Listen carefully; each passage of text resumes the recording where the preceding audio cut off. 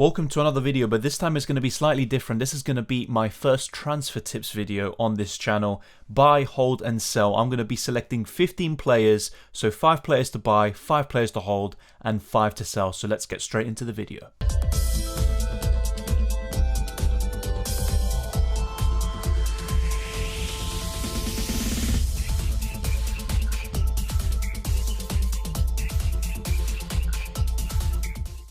Now, there's no better place to start off than Harry Kane and Heung-min Son, and they're both in the limelight for different reasons. Now, the kind of common denominator between them is those next 4 fixtures for Spurs, which are looking really good, and of course, we know what this duo did last season. They were incredible, but Son has actually picked up a minor injury, I think a knock, during international breaks, so he is actually a doubt for the weekend against Leeds United. Now, according to several reports, Son did train but not with the group, and he did indoors training, so let's wait and see. Regardless, he is going to be a doubt for the weekend, but this also happened during the last international break, and that's when I actually played my wildcard in game week 8, and in the end, Son, this was for a different reason though, of course. Son actually tested positive for COVID, and in the end he was fine, but Son, a bit like Rafinha, always seems to be a little bit of a doubt these days. Now, with Harry Kane, he scored a hat-trick against Albania in the first half, so a lot of people are now really keen to get him in, and if Son is missing out, and that's confirmed by Antonio Conte prior to the deadline, then of course a lot of people might actually shift their attention towards Harry Kane instead, and I'd expect his ownership to double to, well, it was around 7%, it will probably be around 10 to 14% by the end as we approach the game week 12 deadline. Now, I actually talked about these two before in my last few videos, and I compared their stats. They're very similar, as we can see here. Son leads in expected goals, but in terms of expected assists, Harry Kane leads in that statistic, but he has been underperforming. He's been a bit unlucky with the assists, but just the 1 goal and the 1 assist for Harry Kane so far this season. They've both played 10 games. Heung-min Son definitely doing better with 4 goals and 2 assists. And in terms of shots and shots on target, identical. They have the same amount of shots on target, and in terms of shots, only 3 more for Heung-min Son. And I think in the last few game weeks, Harry Kane has slowly started to creep back into our thoughts with some decent underlying numbers. He just needs to get those goals and assists, and a lot of people do suspect that with Antonio Conte at the helm, Harry Kane will pick up that motivation and be fully focused on Spurs for the rest of the season. And both very similar, as we can see, of course. In terms of creativity, Kane is going to win that battle, but so far this season, Son's getting the goals and the assists. I expect that to kind of change a little bit. Both of them should be very good purchases, of course, but with Heung-min Son, what I would say with him is maybe wait a little bit, because if he is injured, of course, there's no point buying him, but if he's fit, then I definitely recommend Heung-min Son and Harry Kane. It depends on the structure of your team, who you go for. Once again, if you're on a wild card, I would personally go for Harry Kane because he's a placeholder for Cristiano Ronaldo around game week 15-16. That saves you an extra transfer. But on the other hand, if that's not really something you're thinking about and you already have enough money to have a Ronaldo up front and Heung-min Son and Salah, then I just go for Son. I think he offers better value for money, but both of them are buys. But for the time being, wait and see with Son's injury situation before purchasing. Now, Gallagher has been a major talking point in my last few videos, especially my team selection. He could very well be my transfer in for Andros Townsend, so it comes as no surprise that he's yet again on the buy list here. Same with Son and Harry Kane, obviously depending on the factors I talked about before. And I already highlighted his stats.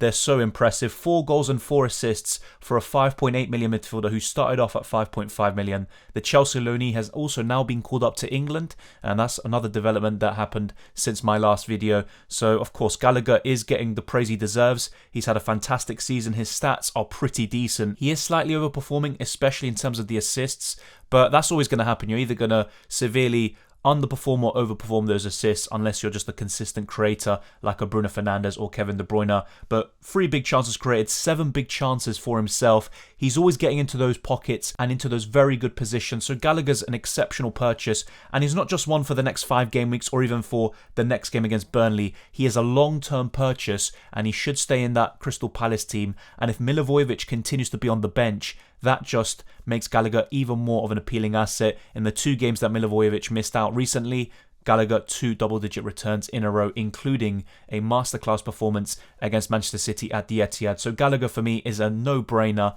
and he is the best budget midfielder you can go for, even over the likes of Smith Rowe. Now, this is a bit of a controversial one, you could say, because a lot of people point towards Jota's very, very frustrating nature in FPL. He misses a lot of chances. He always looks like he could, deliver those double-digit returns, but he's only done that once this season, and that was against United, of course. But Jota's still a really good purchase. 4 goals and 1 assist in 10 appearances, and a few of those were very limited in terms of minutes. He should be nailed in that Liverpool team with Firmino out. Let's see how long he's out for. Could be for a month. So that means Jota's going to be completely nailed for the next 2 to 3 game weeks. And also Mane did pick up an injury, but he should be fine ahead of the Arsenal game. Let's wait and see what happens there. But good stats, especially the XG, 3.83. So he hasn't really been overperforming in that regard. But in terms of expected assists, nearly 3 as well. And only just the 1 assist for him so far this season. So I think his creativity is slightly underrated.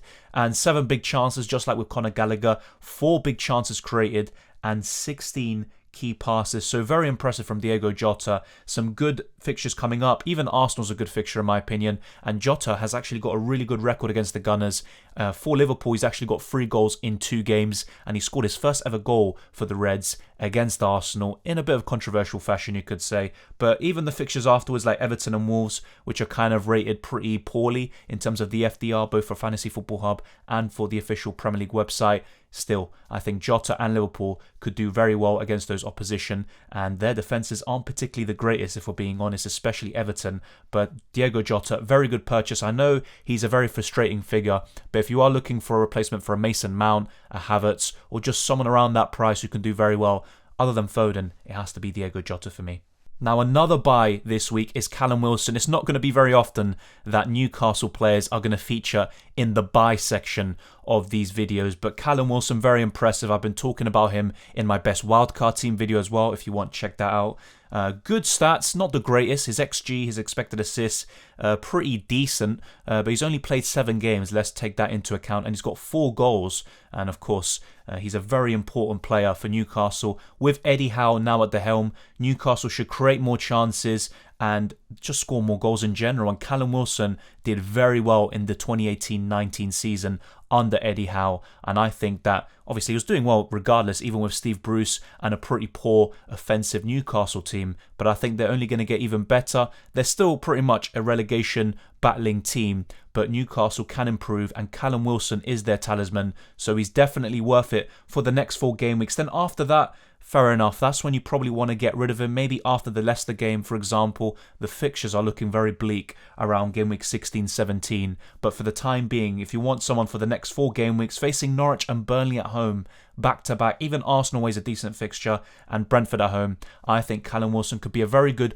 short-term purchase. But if you want someone for the long-term, maybe Callum Wilson isn't the one to go for. And finally, I've actually mentioned him briefly in certain videos and live streams, but I've never actually talked about him in detail. It's Maxwell Cornet, left back, right winger, striker. He can just play everywhere. But for Burnley right now, he is playing up front alongside Chris Wood. Very impressive stats. Only 6 appearances and 4 goals. And his XG and XA, nothing special really, a bit similar to Callum Wilson. Limited minutes, limited appearances, but he's done very well. And he is overperforming those stats, but he is a good finisher and he's a very quality player. 2 big chances, 1 big chance created. Maybe you could argue that the stats are unsustainable, but you have to take into account the amount of minutes he's played. So the stats aren't ever going to be nothing special. And he is playing for Burnley after all. But some good fixtures in the long term. Obviously Crystal Palace up next. Not the easiest to be honest, but Burnley are at home. Tottenham at home isn't the worst fixture in the world. Wolves away is okay, nothing special. Then Newcastle away and West Ham at home. So the fixtures I'd say are pretty mixed over the next 5. But Cornet and Burnley have good fixtures in the long run. And Cornet is definitely the one I'd recommend from Burnley and probably no one else. Now we're done with the buys. Now let's move on to the hold section. And yes, I've got Jamie Vardy in the hold section, but with a little caveat. So obviously, he is facing Chelsea next, and this is a good opportunity to make a free transfer from Jamie Vardy to Harry Kane. That is the only instance where I would say, you know what, maybe it is the right time to sell Jamie Vardy, because I think Harry Kane and Jamie Vardy will probably score similarly over the next 5 game weeks, and Kane should outscore him in game week 12, at least on paper. But otherwise, I would probably not move on Jamie Vardy up until game week 15 or 16, when Ronaldo has those really good fixtures for a long period of time. And to be honest, you probably want to keep Vardy for Aston Villa and Newcastle. After that, the fixtures are very tough for Vardy. He is fixture proof though, that's another thing we need to take into account. So you could even hold him for those really difficult fixtures coming up. But to be honest, I would try to hold Jamie Vardy unless you find a way to get Heung-min Son in midfield if he's fit, or Harry Kane up front. But otherwise, for me, Jamie Vardy is definitely a hold up until United's fixtures turn for the better and Leicester's are really bad. Then you can make that swap from Jamie Vardy to Cristiano Ronaldo. But otherwise, for me, Jamie Vardy is a hold. Good stats. He is kind of labelled this stats buster, but he's got good sustainable stats, I'd say. A lot of shots, especially on target, even more so than Harry Kane and Son, who a lot of people are jumping in on. 7 goals and an assist in 11 appearances, very healthy returns, despite the fact that he has blanked in the last 3 appearances. 7 big chances, none created, but 11 key passes nonetheless, and Vardy will always pick up a few assists. Last season, actually, I think he picked up 7 or 8 assists. He had a very good season overall, a bit underrated, but he did very well for those owners, and I think he can do the same thing once again. Now, the next player we have on screen is Raul Jimenez, and just like Hwang, for me, they are a hold for the time being. The reason is the next 3 fixtures are good as a whole. So West Ham at home isn't the best, but I think Jimenez could score there. Then Norwich away and Burnley at home. I think it's worth keeping him for those. And despite the fact that Jimenez is a bit similar to Jimmy Vardy, he is fixture proof, I probably would say sell him ahead of game week 15. That is when you probably want to get rid of him. But otherwise, for the time being, he is a hold for the next 3. And then you can swap him maybe for an Antonio who starts embarking on a very good run of fixtures from game week 16 or 18. I think that's the best like-for-like replacement who will just do the goods for you for a long period of time. And otherwise, there will be other strikers on the horizon, especially when they come back from injury. But decent stats, especially his expected goals and expected assists. And he has been slightly underperforming with his XG, but in terms of his XA, pretty much bang on there. Maybe slightly underperforming as well. But still, very good performances from Raul Jimenez. He gets the shots in the box, a lot of shots overall, not so many on target though. That is something to think about and probably a good reason why he isn't getting too many goals. But I think for the time being, he should be able to get a goal or 2 over the next 3 games, maybe even an assist as well. But he is a very creative player. He's starting to get back to his best, but definitely when those fixtures turn, I just think it makes complete sense to either downgrade him to someone else or make a like-for-like replacement to someone like Antonio. But for the time being, he is a hold. Now, I mentioned him just now. For me, Mikel Antonio is a hold. If you kept him for that Liverpool game, I know he's facing City and Chelsea soon. I would keep him because ahead of Wolves, that is not a fixture you want to be getting rid of Antonio. West Ham tend to get the better of Bruno Laga's men. Not Bruno Laga at the helm necessarily, but against Wolves last season, West Ham swept them aside with ease. And in 10 appearances, Antonio still has very good returns, pretty much a return every game. Of course, just like with Vardy, he has been blanking a lot recently. But in terms of the expected goals, expected assists, and all these kind of underlying stats like shots and shots on target, Antonio is up there with the very best. And around his price, he is still for me the best player, especially in the long term. Obviously, those fixtures like City and Chelsea, you could arguably just bench him there. But other than that, against Brighton, against Burnley and Wolves, you probably would want to start him in those games. And he is up there with the best forward options for those respective game weeks. So for me, Antonio's a hold. I wouldn't be buying him in at this point, but I wouldn't be selling, and I would definitely be holding. Now, I think this is going to be even more controversial, but Ivan Toney, I would hold him, but just for this game against Newcastle, because I think this is a good opportunity for him and Mbeumo to do very well. But if either of them blank, then of course I would definitely be selling them ahead of game week 13. I know Everton are a bit of a poor team at times, especially defensively, but I would probably sell him after the Newcastle game. Give him this one, hold him, and then after look to sell. The stats are very good, and Toney is a good player, but he just hasn't been getting those returns. He's been underperforming with his XG and his XA, only 2 goals and 2 assists, but then again, maybe we were kind of overrating and overhyping him because of his amazing season in the Championship where he broke all the records. But in the Premier League, good stats, a lot of shots, especially overall, 27. That's right up there with the top strikers, but just not enough goals, not enough assists, and not enough end product from Brentford. And there are certain games like the Chelsea one, I think that just pretty much sums them up to a T. They create so many chances, they put even the best teams under pressure, but they just can't score and get those points on the board. But with Brentford, still good assets, and they are maybe worth, holding for the long run. But I just think, obviously, if they blank against Newcastle, then a lot of people would just think it's the final straw and you're gone from my team. But I would keep him for that Newcastle game. I think there could be plenty of goals for both teams. Eddie Howe isn't particularly known for his defensive prowess, and it's his first game in charge of Newcastle, so it's going to take time for him to implement everything that he wants with that team. And I think Brentford and Toney could do well, so I would hold him for that fixture and then look to move on. Now, I've got Foden in the hold section, and to be honest, he is also another buy. If you don't have him already, I would definitely recommend him. I know he blanked in the last 2 games, but very good performances, and I've talked about him so much, waxing lyrical about his ability. But the reason why I say hold, because I've seen a few people say, should I sell Foden for Jota or for Gallagher and stuff like that? And I've pretty much said no to all of them, because Foden is the best player around his price. I know Gallagher might offer better value, but looking at someone like Jota, he's looking very appealing for the next few game weeks, but it's not worth selling Foden for that. And I know a lot of people did that with Mason Mount and Kai Havertz. They kind of switched between those 8 million midfielders, but I would keep Foden.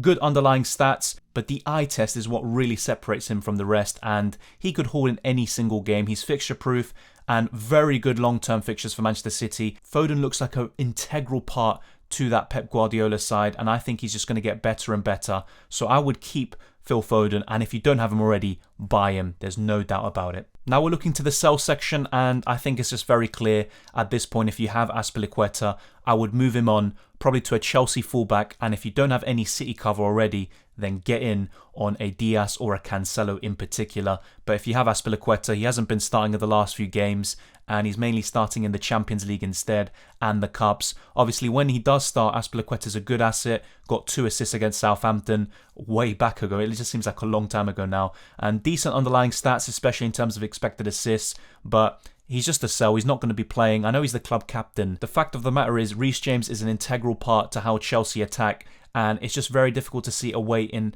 for Azpilicueta into that side, unfortunately. So if you have him, just sell him. I'd probably be looking at Cancelo if you don't have him already, and if not, look for Chilwell, James, or Ruben Diaz. I think they're all very good like-for-like replacements. Even Antonio Rudiger, but I'd probably put him at the bottom of the list from those I mentioned. Now we have Demarai Gray, and the same goes for any Everton midfielders. Of course, Doucouré could be back very soon, earlier than expected, but I would still sell these assets. The fixtures over the next 5 are really poor, and I know Everton are a decent offensive unit, and when Calvert-Lewin comes back into the mix, they're going to look even better. But Demarai Gray, Andros Townsend, etc., I would look to sell them. And when you have players like Smith Rowe doing so well, Conor Gallagher, Jarrod Bowen, etc., I would probably be looking at those assets instead and going away from Demarai Gray and Andros Townsend. And even Bowen right now, I would make a replacement, a like-for-like switch, Demarai Gray to Bowen, and long-term I think you're settled. The underlying stats are pretty decent for Demarai Gray, but as discussed before, I think the XG and some of the shooting stats are a bit unsustainable. Only 5 shots on target and an XG of 1.53. And Demarai Gray was scoring very good goals, but obviously not very sustainable in the long run. And that has been proven. He can still do well across the end of the season, but he's just not worth it, in my opinion, when you have so much value in the midfield with other players like those I mentioned. So I would move Demarai Gray on, and the same goes for Andros Townsend. This is a bit of a difficult one for Mason Mount owners. Obviously, those who were very patient with him were rewarded with that hat-trick against Norwich, but then ever since illness, he had that problem with his tooth, which actually affected his eating, so he was losing weight. And as a result, he came off the bench for a 1-pointer against Burnley, which obviously left a lot of owners frustrated. His stats are decent, and in the absence of Timo Werner and Romelu Lukaku, Mason Mount is a good option, especially when he plays in one of those advanced front 3 positions. But I still think with Jota now being relatively nailed for the next few game weeks, Phil Foden being the best around his price, Conor Gallagher, Smith Rowe, etc., I just don't think there's a need for Mason Mount. And when Lukaku and Werner come back, Mount is going to be in and out of the team, especially playing in an advanced position, so he's not going to be as reliable of an FPL asset as he is when those two are missing. Next up on the sell list, we have Neal Maupay. In the last few games, it's actually Leandro Trossard who's playing as that false 9 for Brighton, and he's been doing a very good job. Scored a penalty in the last game, and of course he scored a very nice goal against Liverpool, and Maupay just isn't in the plans at the moment. He had a very good start to the season. Despite some good fixtures coming up like Leeds at home, I would probably sell Maupay and look to upgrade him. If not, you can actually downgrade to a 4.5 or 4.4 million bench fodder option and then improve your midfield even further. He's got some decent stats, 12 shots in the box, 2.75 XG, and 5 big chances, but the fact that he isn't completely nailed now at Brighton and it's Trossard playing up front, he is the one I'd go for in terms of the Brighton attack, and actually mentioned him in the last few game weeks. But with Neil Maupay, I would sell him if you still have him, and I'd look elsewhere. The last player to feature in this video is Nelson Semedo, and you could arguably keep him for those fixtures against Norwich and Burnley in game weeks 13 and 14, but I would definitely be looking to sell either now or heading into game week 15 when the fixtures are very poor for Wolves over the Christmas period. Semedo has decent underlying numbers like his XG and his XA, but he's got 0 goals and 0 assists. His end product is poor. He's had 2 big chances. He's created 1 big chance himself with 8 key passes. Pretty decent stats, but I just think with Trent Alexander-Arnold, Joao Cancelo, Diaz, the Chelsea fullbacks, Rudiger, Ben White, Lamptey, and so many others like Reguilon and Emerson Royal, I would probably look to go in those areas and cover those teams instead. And with Wolves, they're decent defensively, but against West Ham, I'd definitely be expecting them to concede 2 or more goals. And ultimately, I just don't think Semedo is worth it, at least in this moment in time. So I'd be looking to sell him, and the same goes for Marçal and any other Wolves assets you have in defence. So that covers it. We've covered 15 players, 5 from each category: buy, selling and holding, and this is kind of an extra one here for you. I've been talking about him in recent videos. Jared Bowen, I'd be looking to get him in, maybe not necessarily for the next few fixtures, although I think he'll do well against Wolves and perhaps Brighton, but in the long run, Jared Bowen is a very good purchase, and I'll probably be talking about him in future videos, especially around game week 16 and 18. But thank you very much for watching. If you enjoyed it, smash the like button and subscribe if you're new. It really helps out the channel, and thank you so much for all the support recently, all the new channel members and all the super chats, and everyone who sent in their teams the other day for the Rating Your Teams live Q&A that we did recently. And good luck with game week 12. It's fast approaching now. Not too much left of this international break, but hopefully it gets even better, and let's see what FPL has in store for us. But I appreciate all the support, and I'll see you next time.